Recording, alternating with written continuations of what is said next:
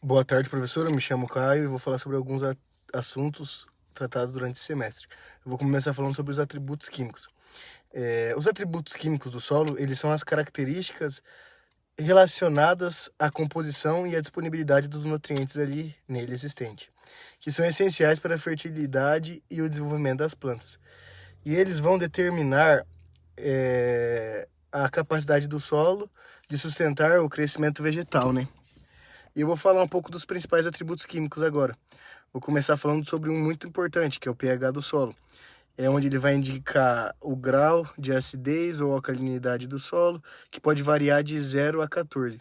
Um pH é considerado ácido quando ele é menor a 6, assim podendo limitar a disponibilidade de alguns nutrientes e assim aumentando a taxa de toxicidade de metais, como por exemplo o alumínio. Existe o pH neutro, que é de 6 a 7, que ele é ideal para praticamente todas as culturas, a maioria das culturas, pois ele vai favorecer a disponibilidade de nutrientes. E temos o pH alcalino, que é quando é maior de 7, assim podendo reduzir também a disponibilidade de micronutrientes, como por exemplo o ferro e o manganês. Por isso que é necessário fazer muitas aplicações de manganês na cultura da soja, por exemplo. Outro fator é a capacidade de troca catiônica, o CTC, tão falado pela senhora, né? Que ele vai se referir à capacidade do solo em reter a troca de cátions, ou seja, de nutrientes positivos, como cálcio, magnésio e potássio. Também tem solos com alta CTC, que são os argilosos, no caso, né? Que eles têm maior capacidade de armazenar os nutrientes. Os solos arenosos, eles têm uma CTC mais baixa. Assim, eles vão reter menos nutrientes e precisam de maior cuidado com a fertilização, né? Por isso que o solo arenoso é tão indecifrável até hoje, né? Muitas. Vou falar sobre a matéria orgânica também. A matéria orgânica ela é fonte de nutrientes e ela faz a melhoria das propriedades químicas e físicas do solo e biológicas também. Ela vai contribuir para o aumento da CTC e ajuda a reduzir a lixiviação dos nutrientes. Outro fator também é os nutrientes no solo. Um dos mais importantes é esse, que existem os macronutrientes primários, que são, como por exemplo, o nitrogênio, que é o N, o fósforo, que é o P, e o potássio, que é o K. Por isso é necessário fazer a aplicação de NPK. E temos os macronutrientes secundários, que é como, por exemplo, o cálcio, o magnésio, o enxofre, que também é feito aplicação. E temos os micronutrientes, que são ferro, manganês, zinco, cobre, boro, molibdênio, que é muito importante para a questão da fixação de nitrogênio. Temos o cloro também. E outro fator é a saturação por base, que é o V%, que é o percentual de cátions básicos. Como, por exemplo, o Ca2+, o Mg2+, o K+, o Na+, em relação à CTC total. Um solo com V% adequado, ele vai indicar uma boa fertilidade e uma baixa presença do alumínio. Que o alumínio é tóxico no caso, né? Agora eu vou falar um pouco sobre a acidez do solo também, que é outro fator. A acidez ativa é a quantidade de H+ em solução no solo. Assim vai influenciar diretamente com o pH. Também temos a acidez potencial, que é a quantidade de H+ e a L3+ absorvido nas partículas dos solos, assim disponível para a troca. Outro fator também é a salinidade, que é a presença de sais solúveis no solo, como por exemplo o cloreto de sódio, que ele pode afetar diretamente o crescimento das plantas, né? E é comumente avaliada pela condutividade elétrica. Outro fator é o sódio trocável, que é a relação da absorção do sódio, conhecido como RAS. Quando tem alta concentração de sódio, ele reduz a estrutura e a permeabilidade do solo, assim dificultando muito o crescimento das plantas, o crescimento vegetal. Agora eu vou falar um pouco sobre a importância do manejo químico. A análise química do solo ela é essencial para determinar as necessidades de correção do solo, de pH no caso, que é a calagem, a reposição de nutrientes por meio da adubação, a presença de elementos tóxicos que vão precisar ser controlados no solo. Outro fator também que estudamos é os atributos diagnósticos do solo. Eles são características absorvíveis ou mensuráveis, que auxiliam na classificação e no entendimento, na funcionalidade e no comportamento dos solos. Assim, podendo ter diferentes contextos, como, por exemplo, a fertilidade, a capacidade de retenção de água, os riscos de degradação. E esses atributos eles podem ser divididos em algumas categorias, como categorias químicas, biológicas e físicas. E eu vou falar um pouco sobre essas características. Vou começar falando sobre as características químicas. Novamente falando do pH do solo, que indica a acidez ou alcalinidade fundamental para poder identificar a necessidade de correção desse solo. A capacidade de troca catiônica, a tão falada pela senhora CTC. Ela relaciona-se à retenção de troca de nutrientes, no caso. Também tem a saturação por base, que é o V%, que ela vai ajudar no diagnóstico da fertilidade. Valores baixos vão indicar solos ácidos e pobres em nutrientes. E também temos a concentração de nutrientes essenciais, que é o diagnóstico de macronutrientes, novamente, como dito ali em cima, o NPK, e micronutrientes, como exemplo, ferro, manganês, o zinco. Também temos, novamente, a matéria orgânica, que vai indicar o teor de carbono e a fertilidade química do solo. Outro fator também é os riscos de salinidade e sodicidade. Assim vão ser determinados pela condutividade elétrica e pelo sódio trocável. Aí vamos passar para os atributos físicos, que vai ser a textura, que é a proporção de areia, silt e argila encontrada nesse solo, que vai influenciar diretamente na drenagem e na retenção de nutrientes das plantas. Outro fator é a estrutura do solo, que ela vai avaliar um arranjo de partículas, assim determinando a porosidade e a resistência do manejo. Outro fator também é a densidade do solo, muito importante esse, que ele vai indicar a compactação dos solos. E solos compactados vão dificultar o crescimento radicular. Também temos a profundidade efetiva, que é a camada útil para o desenvolvimento das raízes. Também temos a porosidade, que ela vai determinar a capacidade de infiltração e aeração. Também temos a capacidade de retenção da água, que isso é muito importante, que vai ser um diagnóstico extremamente importante para identificar os solos suscetíveis à seca. Outro fator é os fatores biológicos, como, por exemplo, o teor de matéria orgânica, que ele vai ser relacionado diretamente à atividade biológica do solo. Outro fator é a atividade microbiana também, que é um indicador diretamente da saúde do solo. Com solos com altas atividades são mais férteis. Temos também as presenças de minhocas e outros micro-organismos, que é indicador de solos saudáveis.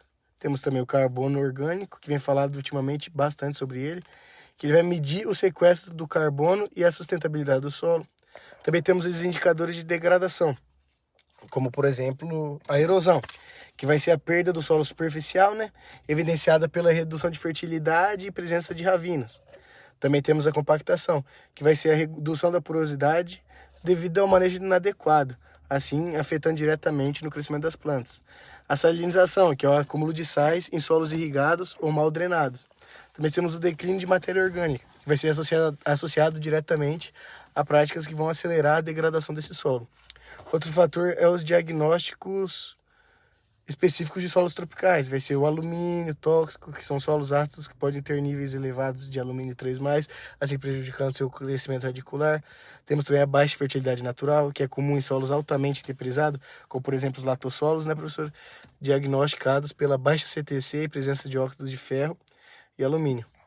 Agora, na aplicação prática, vai ser que esses atributos são diagnosticados por meio de análises e laboratoriais e observações no próprio campo.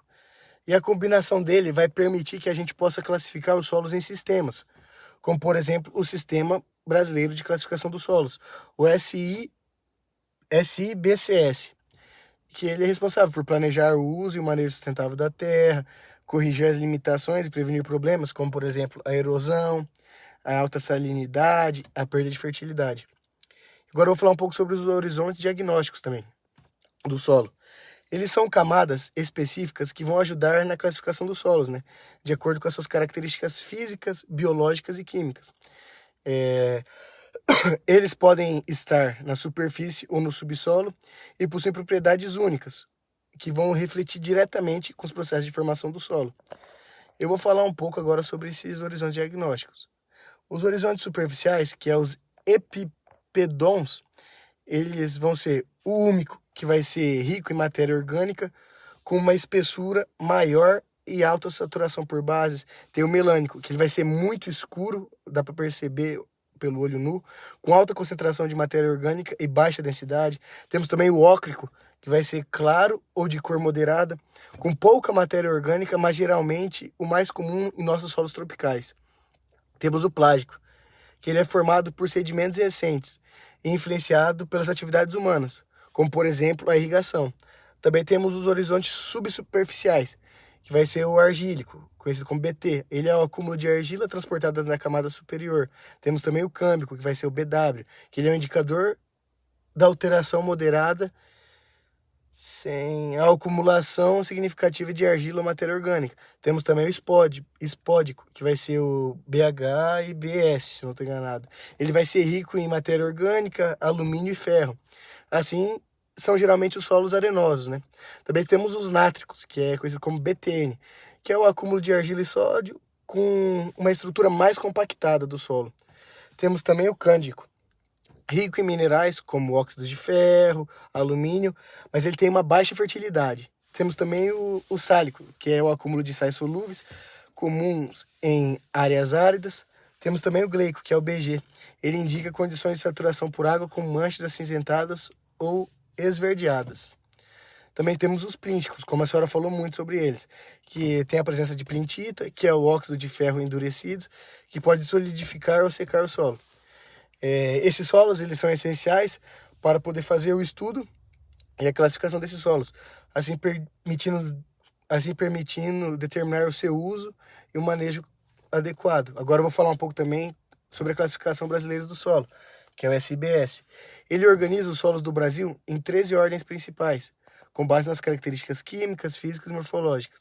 Eu vou falar um pouco sobre os solos, que é o latossolos, que eles são solos mais profundos e bem desenvolvidos, tem alta porosidade e baixa fertilidade natural, comum em regiões tropicais. Temos argissolos, que eles apresentam horizonte argílico, fertilidade variável com problemas de drenagem em alguns casos. Temos também o neossolo, que é solo pouco desenvolvidos e jovens, inclui solos arenosos, pedregosos e rasos, assim como eu falei no meu trabalho que eu apresentei. Temos também os cambissolos, que são solos em estágio intermediário de formação com horizonte câmbico e a fertilidade boa com drenagem. Temos os gleissolos, que são saturados por longos períodos com coloração acinzentada, comuns em áreas alagadas ou em várzeas. Temos organossolos, que são ricos em matérias orgânicas, encontrados em áreas mal drenadas, como pântanos, na nossa região do Pantanal. Ele tem alta fertilidade natural. Temos os plintossolos, que contém a plintita, material rico em ferro que endurece ao se secar. Temos também os espodossolos, que são solos arenosos com acúmulo de matéria orgânica, ferro e alumínio, horizonte espódico, baixa fertilidade. Temos os chernossolos, que são solos escuros e bem férteis, ricos em matéria orgânica. Eles são mais comuns em solos subtropicais e temperados. Temos também os nitossolos, que são solos argilosos, bem estruturados e de alta fertilidade. Temos os vertissolos, que são solos ricos em argila expansiva, que formam rachaduras ao secar. Ela tem a fertilidade moderada e um manejo bem difícil. Por penúltimo, temos os luvissolos, que são solos com acúmulo de argila e saturação por base, e essa fertilidade é moderada. E por último, mas não menos importante, temos os planossolos, que são solos com horizontes compactados, assim que vai prejudicar a drenagem. E essa classificação do solo nos permite o estudo e o manejo sustentável para a gente poder saber certinho qual é o nosso tipo de solo, como poder tratar esse solo, para poder aumentar e obter o máximo da sua fertilidade. Professora, foi isso que eu aprendi sobre esses conteúdos. Obrigado.